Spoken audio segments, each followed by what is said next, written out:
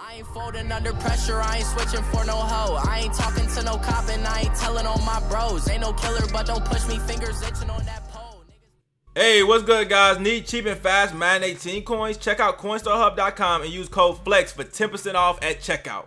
What's good, YouTube? It's your boy K-Flex and I'm back here with another video. And today I want to talk about possibly the most unpredictable division in the world, because, you know, while I was predicting the Dolphins' record for this season, I'm thinking about the schedule, the strength of schedule, and you know, you gotta think about the enemies, okay? You gotta think about the opponents, okay? It's the art of war, and football is war, okay? And in the art of war, you know, you have to consider what your enemy gonna do, okay? So that led me to think about all the teams in the league, and I just realized that that AFC East has the most confusion in the whole entire NFL. This has to be the most unpredictable division in the whole NFL. And let me explain in a second, but I'm going to explain to y'all right now that I know a lot of people are going to say, well, maybe not a lot of people, I always exaggerate, but I know some people probably going to say, no, the Patriots are going to win it. They win it every single season. Why would anything change this year? Well, listen, let's metaphorically speak and say that this is the year that the Patriots fall off. Okay, listen, eventually the Patriots have to suck. Okay, they cannot be good my entire life. If they're good my entire life, then I don't even want to, bro.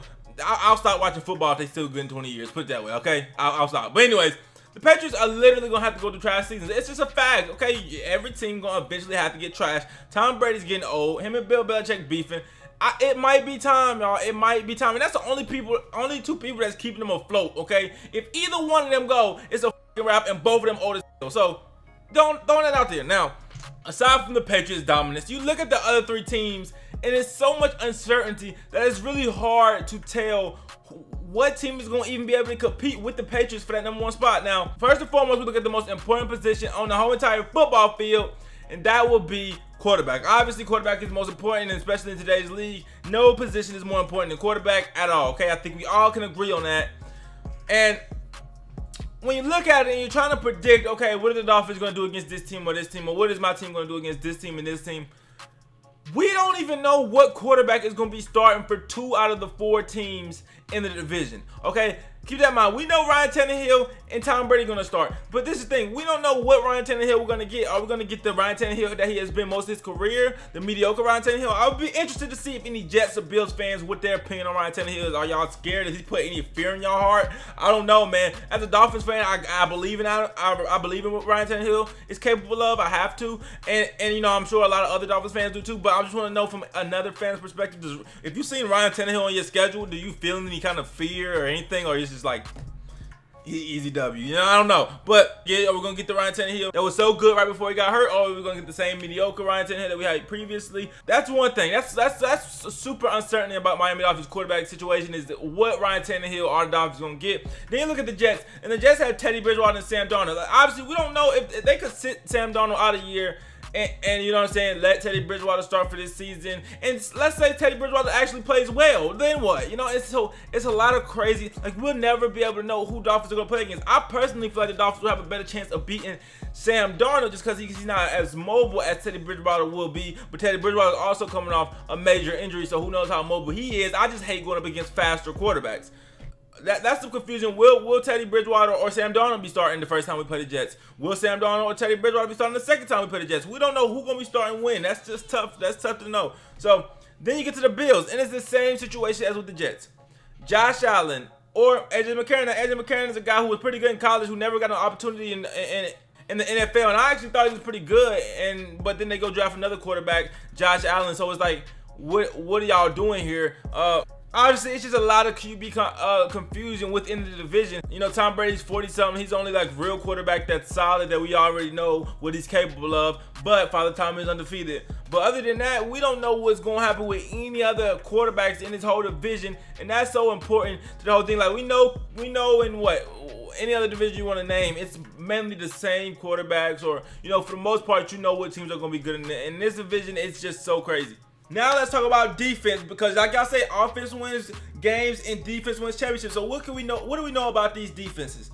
You have the Patriots, who arguably have the worst defense in the whole entire damn division, but they're the best team in the division unanimously. But they have the worst defense. I don't know. I mean, the defense got worse, I think, with the loss of Malcolm Butler. They do have Jason McCourty now, but I don't think he's as good as Malcolm Butler was. Eagles really exposed them to that read pass option. I would hope, I pray on everything that the Dolphins or some team will actually learn something, because they could not stop the read pass option. I know they're going to come out here this year in a whole different attitude, but I would love to see some read pass option coming from the Miami Dolphins this year, seeing how effective it was in the Super Bowl for the Eagles. But when you look at that, their defense is not that tough. Okay, you got the Buffalo Bills, and the Buffalo Bills have a pretty good defense. Tremaine Edmonds, we don't know what he's going to be. He might be a bust. He might be pretty good. It's just really hard to tell that, but they don't put no fear in my heart. Like, the Bills don't have any defender that really just sticks out to me, that it's like, you have to watch that guy. With the Miami Dolphins, you got Rashad Jones, Cameron Wake. He's getting old, but he's still good, effective. The loss in the Ndamukong Suh, we don't know what that's going to happen right there. We don't know. Presumably the linebackers got a lot better. Minkah Fitzpatrick has very low bust potential, so he should be pretty good. You know what I'm saying? I think that we have an improved defense, even though we lost probably our best player, or one of our best players on the defensive line.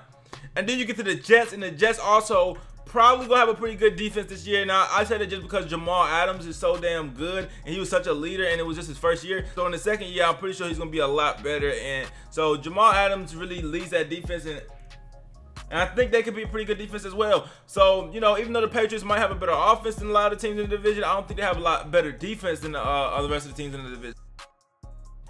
Dropping this video, man, I just say this, man.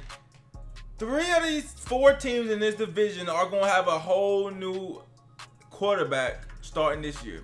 Now, Ryan Tannehill kind of don't count, but it kind of does count because he didn't play last year. So, I put it this way. 3 teams in this division going to have different quarterbacks than they had last year. The Miami Dolphins, the Jets, and the Bills. No matter who plays, it's going to be a different quarterback than who played last year. I feel like during the draft process and the free agency, a lot of these teams got better, except for maybe the Patriots. I don't think the Patriots got better, and obviously the Dolphins don't have a game-changing player no more. But, you know, we're going to see if we can win without one, or if somebody on the roster could develop into one. But, like I said, all of those factors considered, guys, I think that this division has to be the most unpredictable division in the world. Or maybe I'm just overthinking it, and the Patriots just sweep through the whole motherfucking thing again, and every other team goes 8-8, and yeah, that could be a possibility. Anyways, get in the comment section. Let me know what you guys think. Like, comment, subscribe. What do y'all think is the most hardest to predict division? I think this is hard. Like, it's hard to predict who's gonna win any of these games. They all go 50-50 anyways, but you know, just the roster changes. I don't know. You know, it's bound that one of these teams could go 1-15. It's crazy. Sam Darnold could be the GOAT and Jets could go 14-2. You just never know. It's just so much changes. But like I said, get in the comment section. Let me know what you guys think. Like, comment, subscribe. It's your boy K Flex, and road to 6K. I'm out.